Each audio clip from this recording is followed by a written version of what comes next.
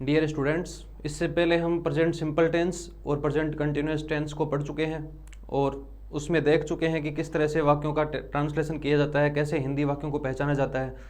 और इसी श्रृंखला में आज हम प्रेजेंट परफेक्ट टेंस का पढ़ेंगे। सबसे पहले हम देखेंगे कि उस टेंस की हिंदी में पहचान कैसे होती है, किस तरह से हम हिंदी में उस वाक्य को पहचान सकते हैं कि वो कौन से टेंस का सेंटेंस है। और उसके बाद में इसके एक एक स्ट्रक्चर को देखते हुए और लास्ट में जो ग्रामर में हमारे गैप फिलिंग वाले क्वेश्चन आते हैं उनको हम पढ़ेंगे। तो सबसे पहले हम देखते हैं प्रेजेंट परफेक्ट टेंस। तो आज हम प्रेजेंट परफेक्ट टेंस को पढ़ेंगे। तो इस टेंस में क्या होता है कि सबसे पहले जो हिंदी वाक्य हैं उनमें हमें क्या देखना है, उनके जैसे पहले हमने टेंस पढ़े थे तो उसमें देखा था कि हिंदी वाक्यों के अंत में हमने उसकी पहचान देखी थी। जैसे प्रेजेंट सिंपल टेंस है तो उसमें ता है, ती है, ते है, इस तरह के अगर लास्ट में आ रहा था तो वो प्रेजेंट सिंपल का था। उसके बाद में रहा है, रही है, रहे हैं, अगर ये आ रहा था वो प्रेजेंट कंटिन्यूअस का था। और इसी तरह इसकी पहचान क्या होगी, इसकी पहचान होगी कि अगर चुका है, चुकी है और चुके हैं, अगर ये शब्द लास्ट में आ रहे हैं हिंदी वाक्य के तो वो सेंटेंस कौन से टेंस का होगा, प्रेजेंट परफेक्ट टेंस का होगा। तो इसकी पहचान क्या होती है,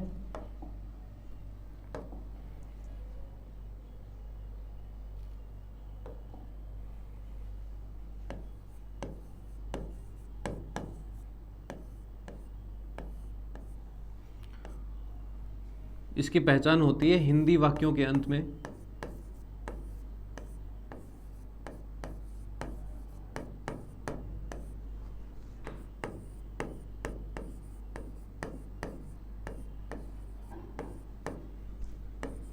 हिंदी वाक्यों के अंत में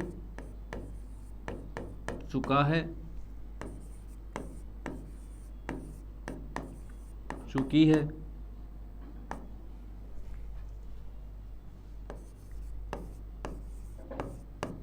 चुके हैं इत्यादि शब्द आते हैं। तो इस टेंस की पहचान ये होती है कि हिंदी वाक्य के अंत में चुका है, चुकी है और चुके हैं ये शब्द आते हैं। जैसे राम बाजार जा चुका है, तुम पढ़ चुके हो, वे खेल चुके हैं। इस तरह से जिन वाक्यों के अंत में चुका है, चुकी है और चुके हैं शब्द आते हैं वो वाक्य प्रेजेंट परफेक्ट टेंस का होता है। जैसे एक उदाहरण लिख लेते हैं,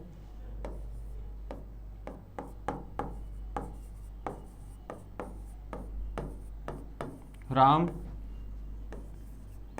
घर जा चुका है।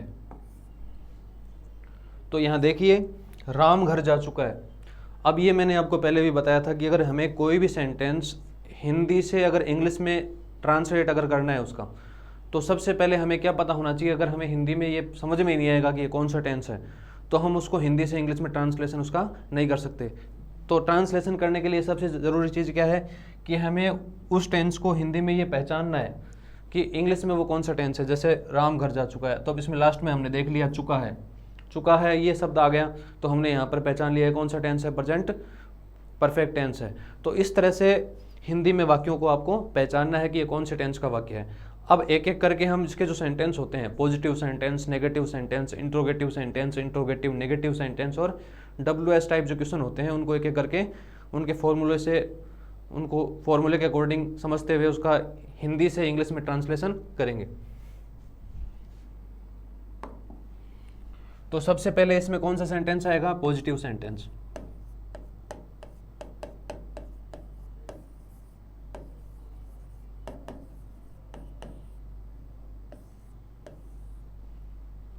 पॉजिटिव सेंटेंस में जैसे पहले हमने किया था वैसे ही इसका करेंगे। जैसे पहले फॉर्मूले बनाए थे वैसे इसमें बनाएंगे। सबसे पहले क्या आएगा, सब्जेक्ट आ जाएगा, फिर क्या आएगा, हैज ऑब्लिक हैव आएगा, उसके बाद में वर्ब की थर्ड फॉर्म आएगी प्लस ऑब्जेक्ट। इस तरह से इसका स्ट्रक्चर होगा पॉजिटिव सेंटेंस का। अब इसमें सब्जेक्ट को आप जानते हो, वर्ब के थर्ड फॉर्म का यूज भी कर दोगे, ऑब्जेक्ट भी बता दिया कि सब्जेक्ट का मतलब कर्ता वर्ब का मतलब क्रिया, क्रिया की तीसरी फॉर्म यहाँ पर आएगी, इसके बाद में ऑब्जेक्ट कर्म आ जाएगा। अब ये देखो यहाँ लिख रखा है या तो हैज आएगा या हैव आएगा, तो किस जगह हैज का यूज़ करना है, किस जगह हैव का यूज़ करना है, ये हमें समझना है सबसे पहले। तो देखो जो आई वी और यू के अलावा हो और एक ही हो तो उसमें क्या आ जाएगा, हैज आ जाएगा, और बाकी सब में क्या आएगा, हैव आएगा। जैसे हमने पढ़ा था ना कि आई वी और यू के अलावा जो होता है वो कौन सा पर्सन होता है, थर्ड पर्सन होता है। जैसे आई और वी कौन सा पर्सन हो गया, फर्स्ट पर्सन, और यू कौन सा पर्सन हो गया, सेकंड पर्सन। तो हमें केवल इतना ध्यान रखना है कि आई वी और यू के अलावा हो और एक ही हो ना, तभी केवल हमें क्या करना है, हैज़ का यूज़ करना है, और बाकी सब में किसका यूज़ करेंगे, हैव का यूज़ करेंगे। जैसे तुम घर जा चुके हो, जैसे ये सेंटेंस है, तो इसमें हमने इतना देख लिया कि तुम घर जा चुके हो, तुम घर जा चुके हो, तो हमने लास्ट में देखा वाक्य के, इसमें वाक्य के लास्ट में अगर हमने देखा और उसमें अगर चुका है, चुकी है और चुके हैं, अगर ये शब्द आ गए तो वहाँ हम पहचान गए यहाँ पे प्रेजेंट परफेक्ट टेंस है। अब क्या करना है, हमें इस फॉर्मूले के अकॉर्डिंग इसको सेट करना है। जैसे सब्जेक्ट क्या है इसका, यू, अब सब्जेक्ट आ गया यू, इसके बाद में हैज़ या हैव, इन दोनों में से किसी एक का यूज़ करना है। तो जैसे मैंने आपको बताया आई वी और यू, इसके अलावा हो और एक ही हो तभी केवल हैज़ लगाना है, बाकी में क्या आएगा, हैव आ जाएगा। तो अब देखो यू के साथ अगर इनमें से है तो हमें सोचना ही नहीं है कुछ, इनमें से अगर कुछ है या एक से ज़्यादा है तब तो कुछ सोचना ही नहीं है, एक से ज़्यादा हो या फिर इनमें से हो, वहाँ पर किसका यूज़ करना है, हैव का यूज़ करना है। तो यहाँ पर क्या लिखेंगे, यू हैव। अब क्रिया क्या है इसमें, जाना, क्रिया क्या है, जाना। तो जाने को क्या बोलेंगे इंग्लिश में, गो। तो गो कौन सी फॉर्म है, फर्स्ट फॉर्म है, go went gone. Third form क्या हो गई इसकी, गो वेंट गॉन, तो इसकी थर्ड फॉर्म हो गई gone. You have gone to home. तो इसमें जैसे हमने वाक्य बनाया, हमें इसके लिए तीसरी फॉर्म याद होनी चाहिए वर्ब की, तभी हम इस टेंस को बना पाएंगे। इसके बाद में देखते हैं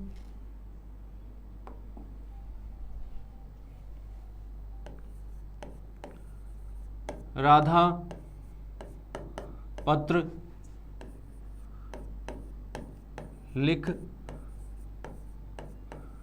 चुकी है, राधा पत्र लिख चुकी है। तो अब इसमें क्या करना है, सबसे पहले सब्जेक्ट लिखना है। सब्जेक्ट क्या है, राधा।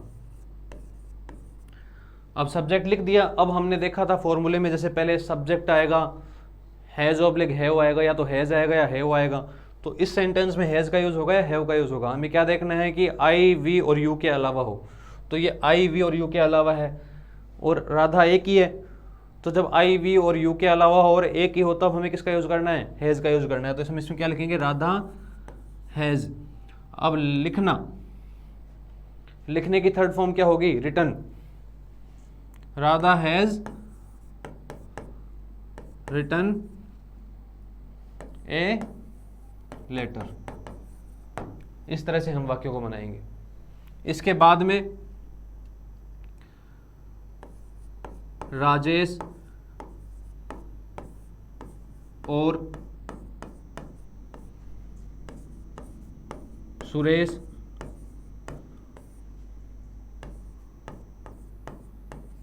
दौड़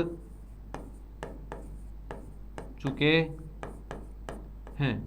अब अगला वाक्य है राजेश और सुरेश दौड़ चुके हैं। तो अब इसमें हमें क्या लिखना है, सबसे पहले सब्जेक्ट लिखना है। सब्जेक्ट क्या है इसका, राजेश। राजेश एंड सुरेश। अब देखो, अब हमें क्या देखना है, हैज़ का यूज़ करना है या हैव का यूज़ करना है, इसको पहचानना है। अब इसमें देखो सब्जेक्ट एक है, आई वी और यू के अलावा है, आई वी और यू के अलावा है, तो थर्ड पर्सन तो ये हो गया। लेकिन एक है, एक से ज़्यादा है। हैज़ का यूज़ कब होगा, जब आई वी और यू के अलावा और एक ही हो। अगर एक से ज़्यादा हो गया तो हमें कुछ नहीं सोचना है, हमें हैव का यूज़ करना है। तो यहाँ पे राजेश और सुरेश दो हो गए। अब हम हैज़ का यूज़ नहीं करेंगे। हम अगर ये राजेश ही होता केवल तब हम इसमें किसका यूज़ करते हैं, हैज़ का यूज़ करते हैं। लेकिन इसमें दो हो गए, राजेश भी हो गया और सुरेश भी हो गया। एक से ज़्यादा होते हैं, हमें किसका यूज़ करना है, हैव का।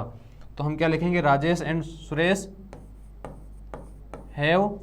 अब रन की तीसरी फॉर्म क्या होती है, थर्ड फॉर्म क्या होती है, रन होती है। तो ये हमने इसका ट्रांसलेशन किया, Rajesh and Suresh have run. इसके बाद में किस तरह के सेंटेंस आएंगे, इसके बाद में नेगेटिव सेंटेंस आएंगे।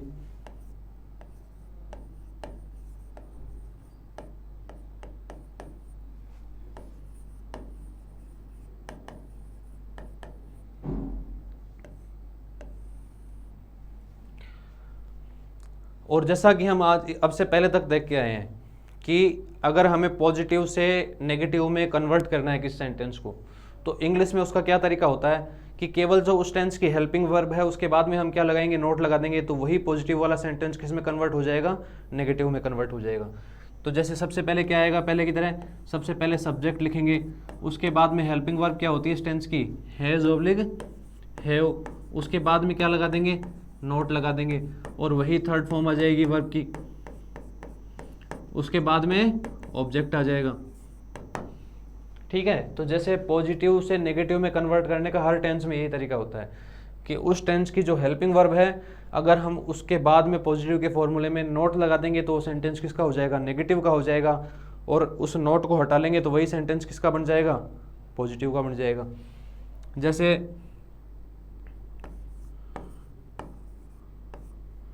तुम घर नहीं जा चुके हो, तुम घर नहीं जा चुके हो, तो इसको कैसे बनाएंगे, यू हैव। अब मैंने हैव का यूज इसमें क्यों किया है, क्योंकि आई वी और यू इनमें से हो तब तो कुछ नहीं सोचना है, हैव का यूज ही होगा। इसके अलावा हमें क्या देखना है, हैज़ का यूज कब होता है, जब आई वी और यू के अलावा हो और एक ही हो, तब हमें किसका यूज करना है, आई वी और यू के अलावा और एक ही हो तब हम किसका यूज करेंगे, हैज़ का यूज करेंगे। तो इसमें क्या आ जाएगा, यू हैव। अब जैसे सबसे पहले फॉर्मूले में क्या है, सब्जेक्ट है, तो सब्जेक्ट आ गया यू। अब हैज़ या हैव में से एक का यूज करना था, हमने हैव का यूज कर दिया। अब क्या आ जाएगा, नोट आ जाएगा, you have not gone to home. इस तरह से हम इसको बना देंगे। इसके बाद में क्या लिखेंगे, इसके बाद में अगले सेंटेंस को बनाते हैं। जैसे राजेश और गीता खाना नहीं पका चुके हैं। तो इसमें सबसे पहले हम क्या लिखेंगे, सब्जेक्ट लिखेंगे। सब्जेक्ट क्या है इसका, राजेश एंड गीता।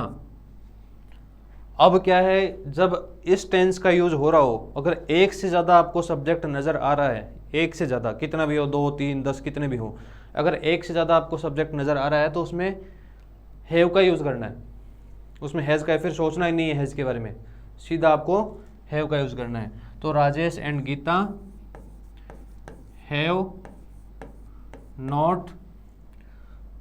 अब इसमें क्रिया कौन सी है, पकाना। पकाना मतलब कुक, और कुक की थर्ड फॉर्म क्या होगी, कुक्ड फूड। इस तरह से वाक्य बनेगा। एक और वाक्य ले लेते हैं, जैसे मोहन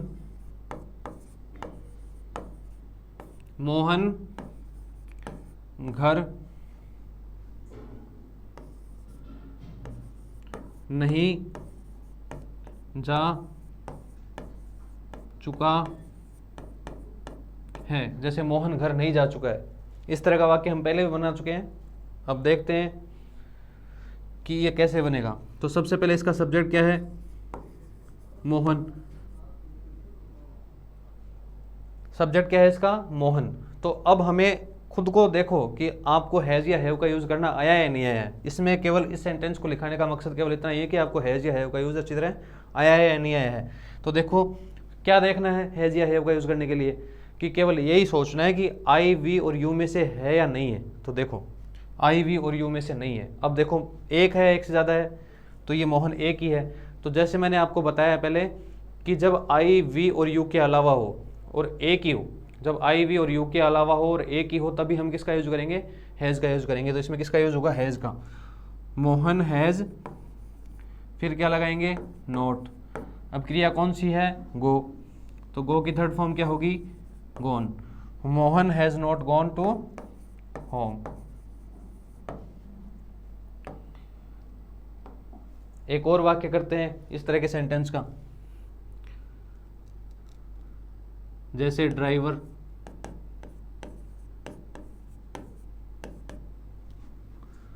कार नहीं, ड्राइवर कार नहीं चला चुका है। जैसे ये सेंटेंस है, ड्राइवर कार नहीं चला चुका है। इसको कैसे बनाएंगे, सबसे पहले देखेंगे सब्जेक्ट। तो देखो एक चीज़ और बताता हूँ मैं आपको ग्रामर से रिलेटेड, कि जब भी कोई प्रोफेशन के बारे में बताया गया हो, जब सब्जेक्ट कोई प्रोफेशन हो, तो प्रोफेशन नाम से पहले हमेशा द आर्टिकल का यूज होता है। तो क्या लिखेंगे, द ड्राइवर, ये तो क्या हो गया, इसका सब्जेक्ट हो गया द ड्राइवर। अब देखो ड्राइवर कार नहीं चला चुका है, तो अब ड्राइवर एक है, एक से ज़्यादा है, एक ही है, और आई वी और यू के अलावा है, तो हम किसका यूज करेंगे, हैज़ का। तो ड्राइवर हैज़, फिर क्या लगाएंगे, नोट। अब चलाने को क्या बोलते हैं, ड्राइव। ड्राइव की थर्ड फॉर्म क्या होगी, driven. The driver has not driven A car. तो देखो ये जो दिया आर्टिकल लगाया है, आप कंफ्यूज नहीं हो, इसलिए मैंने इसका नियम बता दिया कि जब भी कोई सेंटेंस आप बनाओ, तो सबसे पहले ये चीज़ ध्यान रखनी है कि उस वाक्य में जब शुरू करेंगे उसको इंग्लिश में, उस सेंटेंस उसका फर्स्ट लेटर कैसा आएगा, कैपिटल आएगा। दूसरी चीज़ ये है, अगर कोई प्रोफेशन नेम आया है, जैसे ड्राइवर आ गया, टीचर आ गया, डॉक्टर आ गया, तो अगर सब्जेक्ट कोई प्रोफेशन नेम अगर है, तो उससे पहले हमेशा कौन सा आर्टिकल आएगा, दी आर्टिकल का यूज़ हम करेंगे। अब हम किस तरह के सेंटेंस को बनाएंगे, अब हम बनाएंगे इंट्रोगेटिव सेंटेंस को।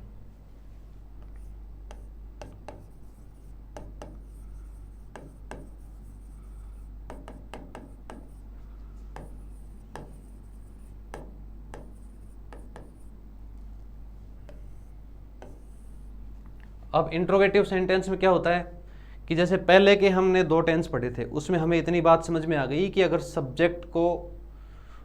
सब्जेक्ट है, सब्जेक्ट के बाद में हमने पॉजिटिव और नेगेटिव सेंटेंस में जिन हेल्पिंग वर्ब का यूज़ किया था, अगर उन हेल्पिंग वर्ब को अगर हम सब्जेक्ट से पहले रख दें, तो जो पॉजिटिव सेंटेंस है वही क्या बन जाएगा, इंट्रोगेटिव बन जाएगा, और जो नेगेटिव सेंटेंस है वो इंट्रोगेटिव नेगेटिव बन जाएगा। और क्वेश्चन कितने तरह के होते हैं, तीन तरह के क्वेश्चन होते हैं, एक तो इंट्रोगेटिव, एक इंट्रोगेटिव नेगेटिव, और दूसरा WH टाइप क्वेश्चन। तो इनमें क्या अंतर होता है ये भी मैंने आपको पहले बता दिया कि जिन क्वेश्चन का आंसर हम यस या नो में दे सकते हैं वो तो होते हैं इंट्रोगेटिव और इंट्रोगेटिव नेगेटिव। और इसके बाद में जिन क्वेश्चन का आंसर हम यस या नो में नहीं दे सकते, जैसे क्या वह दौड़ चुका है, क्या सीता पढ़ चुकी है, क्या तुम खेल चुके हो, तो इस तरह के जो वाक्य हैं इनका आंसर हम यस या नो में दे सकते हैं। लेकिन तुम कहाँ जा चुके हो, जैसे ये हमसे कोई क्वेश्चन पूछे तो इसका आंसर हम यस या नो में नहीं दे सकते हैं, ठीक है। तो वो कौन से क्वेश्चन हो गए, WH टाइप क्वेश्चन हो गए। तो देखो सबसे पहले क्या लिखेंगे, इसका फॉर्मूला लिखेंगे। फॉर्मूला क्या होता है इसका, has oblique have plus subject plus verb की थर्ड फॉर्म प्लस ऑब्जेक्ट, ये इसका फॉर्मूला है। इस तरह से हम देखेंगे। तो जैसे एक हिंदी में वाक्य बनाते हैं पहले, क्या वे कपड़े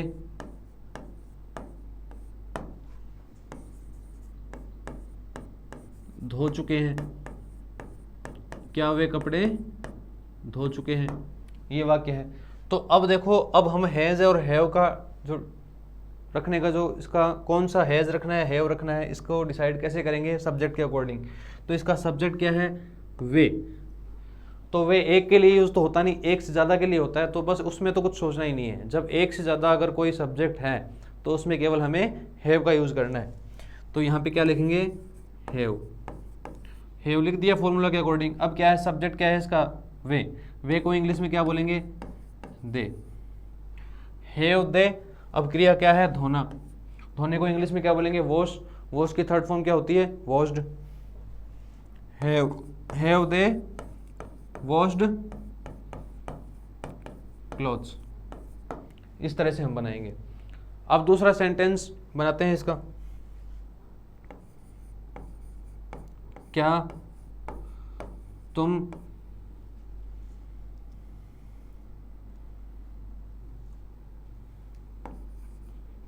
चाय पी चुके हो?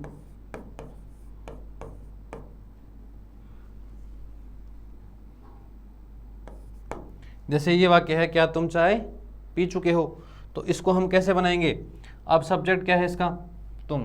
तो आई, वी और यू तो जब भी दिख जाए तो उसमें किसका यूज करना है? हैव का। तो क्या लिखेंगे? हैव। सब्जेक्ट क्या है इसका? यू। Have you. अब पीना, चाय पीने के लिए हम टेक का यूज भी कर सकते हैं, तो इसकी टेक की थर्ड फॉर्म क्या होगी? Taken. Have you taken T. इस तरह से बनाएंगे इस तरह के वाक्यों को। Have you taken T. अब हम किस तरह के वाक्य को बनाएंगे? इंट्रोगेटिव नेगेटिव को।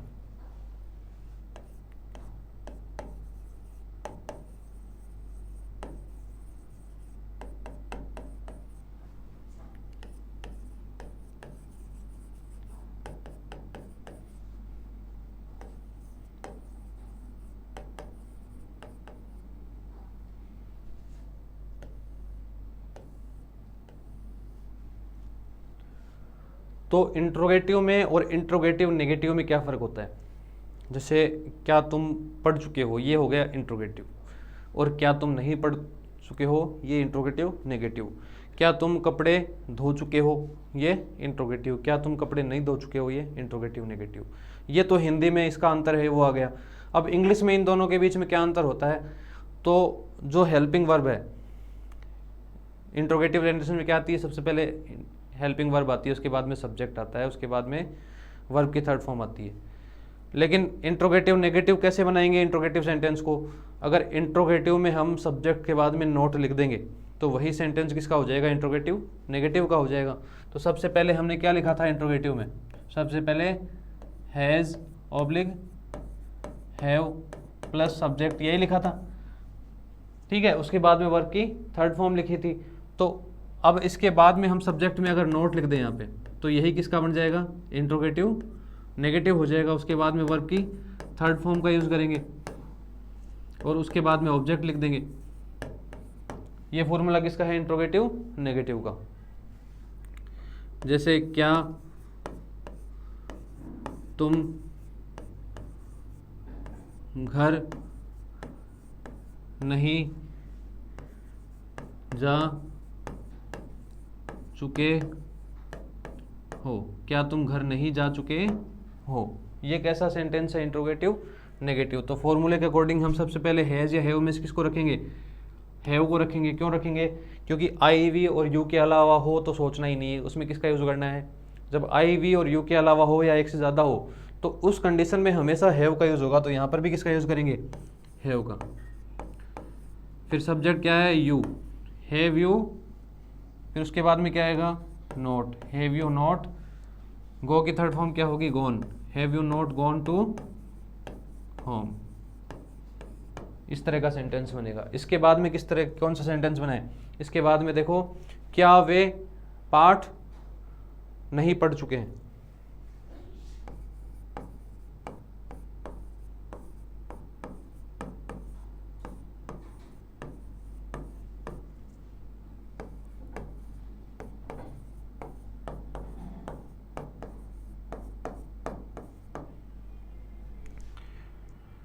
तो वे एक से ज़्यादा होता है, और जब एक से ज़्यादा हो तो किसका यूज़ करेंगे? हैव का यूज़ करेंगे। हैव दे नॉट, रीड की थर्ड फॉर्म क्या होती है? रीड होती है। Have they not read A lesson. पढ़ने को इंग्लिश में क्या बोलते हैं? रीड, और रीड की थर्ड फॉर्म क्या होगी? रीड ही होगी। तो हमने पॉजिटिव सेंटेंस पढ़ लिए, नेगेटिव सेंटेंस पढ़ लिए, इंट्रोगेटिव पढ़ लिए, इंट्रोगेटिव नेगेटिव पढ़ लिए। अब हम किस तरह के सेंटेंस पढ़ेंगे? WH टाइप क्वेश्चन वाले। और इंट्रोगेटिव क्वेश्चन वो भी थे, इंट्रोगेटिव और इंट्रोगेटिव नेगेटिव, लेकिन उनका आंसर हम यस या नो में दे सकते थे और इनका आंसर हम यस या नो में नहीं दे सकते।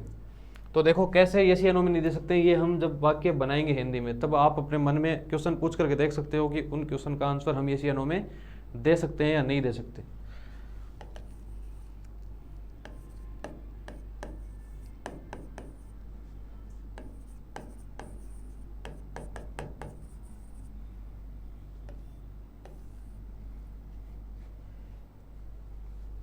सबसे पहले क्या आएगा? WH word plus has oblique have plus subject plus verb की थर्ड फॉर्म प्लस ऑब्जेक्ट और इंट्रोगेटिव मार्क। जैसे क्वेश्चन है वह कहाँ जा चुका है, वह कहाँ जा चुका है, तो हम इसका आंसर यस या नो में नहीं दे सकते हैं।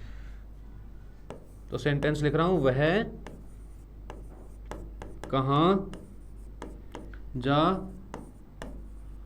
चुका है, वह कहाँ जा चुका है। तो इसका ट्रांसलेशन इंग्लिश में कैसे करेंगे? सबसे पहले WH वर्ड लिखेंगे, तो कहाँ को क्या बोलेंगे इंग्लिश में? वेयर। अब देखो सब्जेक्ट क्या है इसका? वह। तो वह आई वी और यू के अलावा है, ठीक है।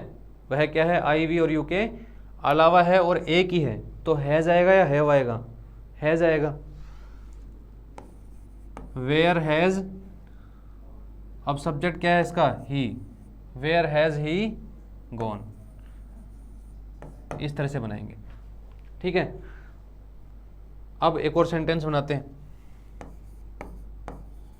तुम क्या पढ़ चुके हो, तुम क्या पढ़ चुके हो।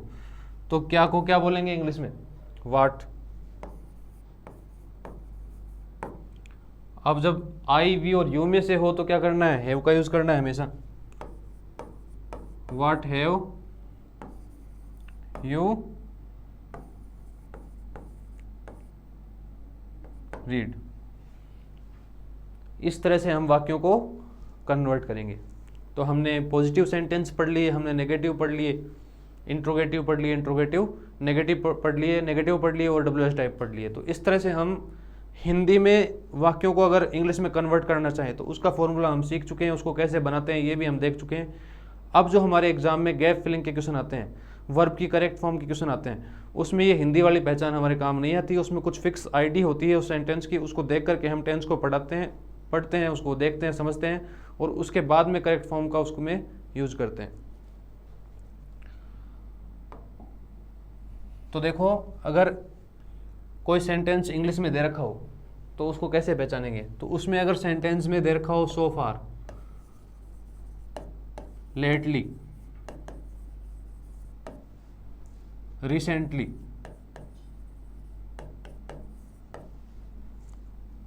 एवर, नेवर,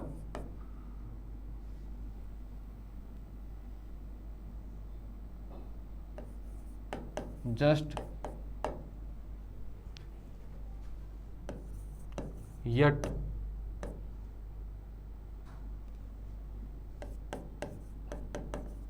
this month या this morning,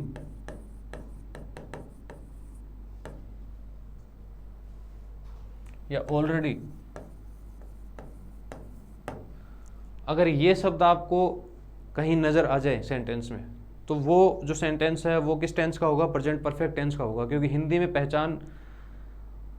में पहचान करके हम इंग्लिश में कन्वर्ट करते हैं, वो हमारे केवल ट्रांसलेशन में काम आता है। और क्वेश्चन आंसर का जब हम हिंदी में पढ़ लेते हैं तो वो उसमें हेल्प करेगा। लेकिन जो ग्रामर के फिल इन द ब्लैंक्स के क्वेश्चन आएंगे उसमें हमारे यही चीज़ काम आएगी। उसमें इसको देखकर कुछ वर्ड्स को हमें याद रखना होगा, तभी हम उस टेंस को पहचान सकते हैं। ये वर्ड कौन कौन से हैं? So far, lately, recently, ever, never, just, yet, this morning अथवा मंथ या ऑलरेडी। इन शब्दों को देखकर ही हम पहचान सकते हैं कि ये कौन सा टेंस है। तो देखो एक दो उदाहरण भी हम इसके पढ़ लेते हैं। जैसे ही cook food yet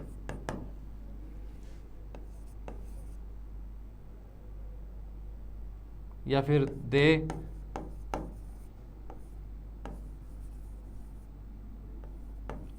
already it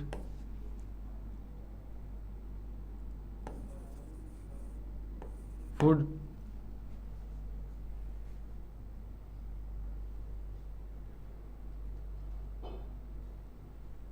या फिर आई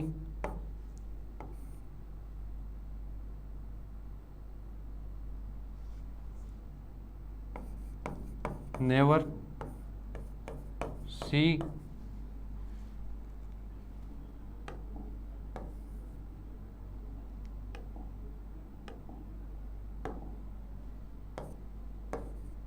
him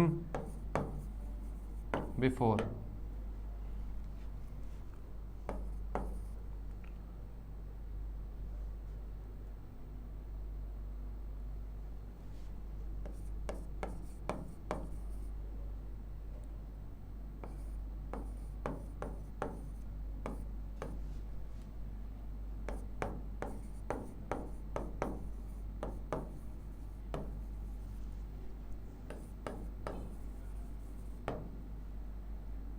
अब जैसे ये सेंटेंस है, एग्जाम में हमें ऐसे ब्रैकेट में वर्ब लिखी हुई आएगी और हमें ये कहा जाएगा कि इस वर्ब को, इस वाक्य का सेंटेंस कौन से टेंस का है, ये पहचान करके वर्ब की करेक्ट फॉर्म का यूज़ करूँ।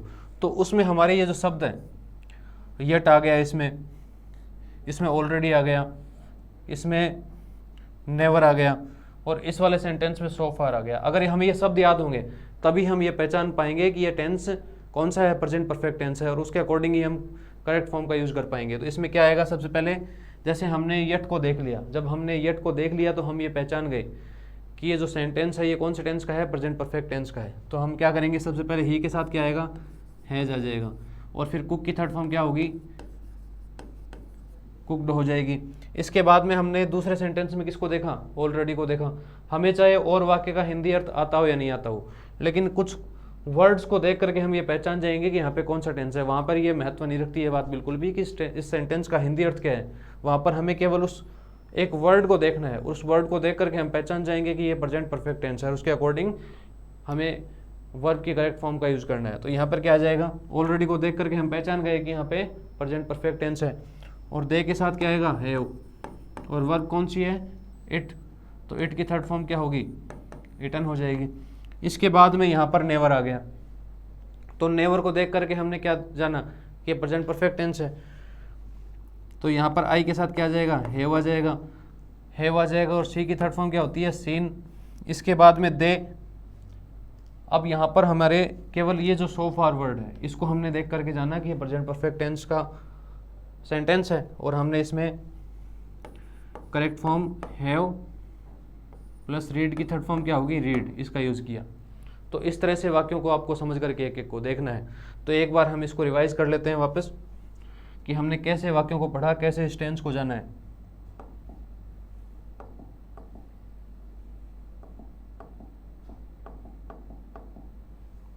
तो देखो, सबसे पहले हमने क्या देखा था, सबसे पहले हमने देखा था कि इस टेंस की पहचान क्या होती है। तो इस टेंस की पहचान होती है हिंदी वाक्यों के अंत में चुका है, चुकी है, चुके हैं इत्यादि शब्द आते हैं। एक उदाहरण मैंने दिया था कि राम घर जा चुका है, इस वाक्य में लास्ट में क्या आ गया था, चुका है आ गया था। इसको देख करके हम पहचान गए थे कि ये प्रेजेंट परफेक्ट टेंस का सेंटेंस है। ठीक है, तो हिंदी में हमने ऐसे पहचान की थी। इसके बाद में आगे मैंने पॉजिटिव सेंटेंस बताए थे, और पॉजिटिव में आपको फॉर्मूला उसका लिखाया था, subject plus has oblique have plus verb की थर्ड फॉर्म प्लस ऑब्जेक्ट। ये हमने देखा था। जैसे हिंदी का एक वाक्य था, तुम घर जा चुके हो, इसको हमने इंग्लिश में कन्वर्ट किया था, यू के बाद में हैव का यूज़ किया था। क्यों किया था, क्योंकि आई वी और यू के अलावा हो और एक ही हो तब तो हम हैज़ का यूज़ करते हैं, और उसके अलावा जितने भी सेंटेंस आते हैं उसमें हम हैव का यूज़ करते हैं। तो you have gone to home, इस तरह से हमने इस वाक्य को हिंदी से इंग्लिश में कन्वर्ट किया था। इसके बाद में हमने आगे पढ़ा था, राधा पत्र लिख चुकी है। तो राधा एक ही है और आई वी और यू के अलावा है, तो उसमें हमने किसका यूज़ किया था, हैज़ का यूज़ किया था। Radha has written a letter. उसके बाद में राजेश और सुरेश दौड़ चुके हैं। इसमें आई वी और यू के अलावा तो था, लेकिन सब्जेक्ट क्या था, एक से ज़्यादा थे, इसलिए हमने इसमें हैव का यूज़ किया। Rajesh and Suresh have run. Run की थर्ड फॉर्म क्या होगी, रन ही होगी। इसके बाद में नेगेटिव सेंटेंस हमने बनाए थे। नेगेटिव और पॉजिटिव में अंतर क्या होता है, ये मैंने पहले बता दिया था कि पॉजिटिव में पॉजिटिव सेंटेंस जो होते हैं उसमें हेल्पिंग वर्ब के बाद में नोट नहीं आता है, और अगर पॉजिटिव के फॉर्मूले में हेल्पिंग वर्ब के बाद में हम अगर नोट का यूज़ करते हैं तो वो सेंटेंस किस में कन्वर्ट हो जाता है, नेगेटिव में कन्वर्ट हो जाता है। जैसे इसका एक उदाहरण था, तुम घर नहीं जा चुके हो, तो you have not gone to home.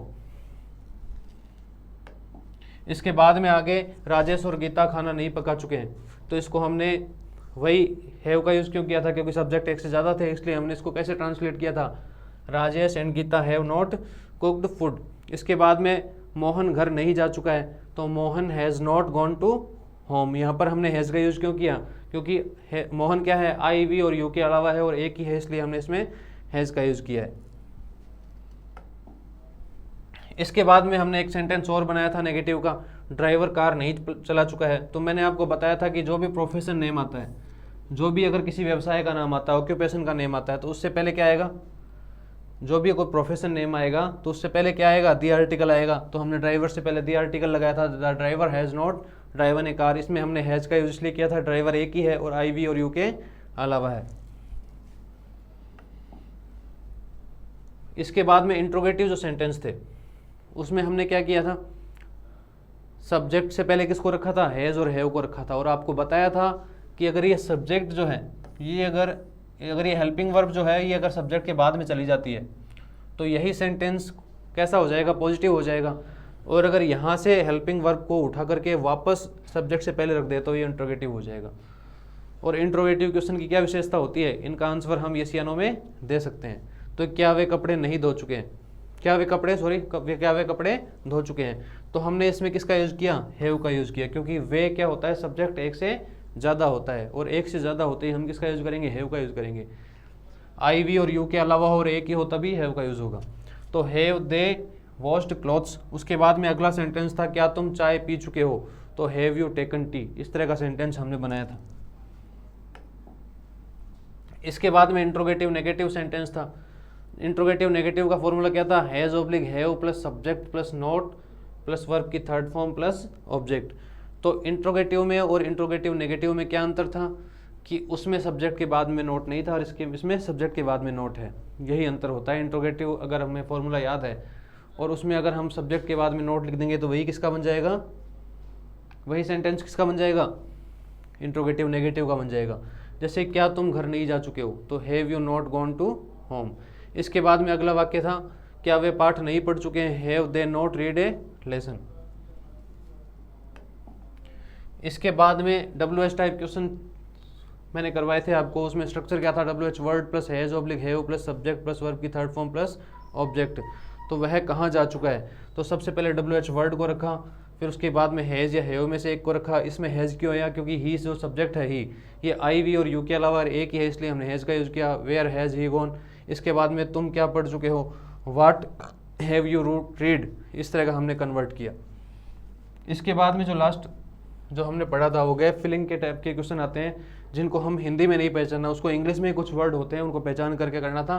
तो उसमें अगर सो फार वर्ड आ जाए, लेटली आ जाए, रिसेंटली आ जाए, एवर आ जाए, नेवर आ जाए, जस्ट आ जाए, येट आ जाए, दिस मंथ ऑब्लिक मॉर्निंग, इनमें से कुछ भी आ जाए, इवनिंग आ जाए, मॉर्निंग आ जाए, कुछ भी आ जाए, दिस के बाद में इसमें ऑलरेडी आ जाए, तो वो जो सेंटेंस है वो कौन से टेंस का होगा, प्रेजेंट परफेक्ट टेंस का होगा। जैसे ही हैज़, हमने हैज़ प्लस कुक क्यों किया, क्योंकि येट को पहचान लिया हमने, येट को देखा तो ये कौन सा टेंस है, यहाँ पर प्रेजेंट परफेक्ट टेंस है। They have already, already word आ गया तो हमने यहाँ पर टेंस को पहचाना कि प्रेजेंट परफेक्ट टेंस है। इस वाले वाक्य में हमने देखा नेवर को पहचान करके यहाँ पे प्रेजेंट परफेक्ट टेंस का यूज किया। और इसमें सो फार चौथे सेंटेंस में हमने सो फार को देख करके वाक्य को पहचान करके इसमें करेक्ट फॉर्म का यहाँ पर यूज किया।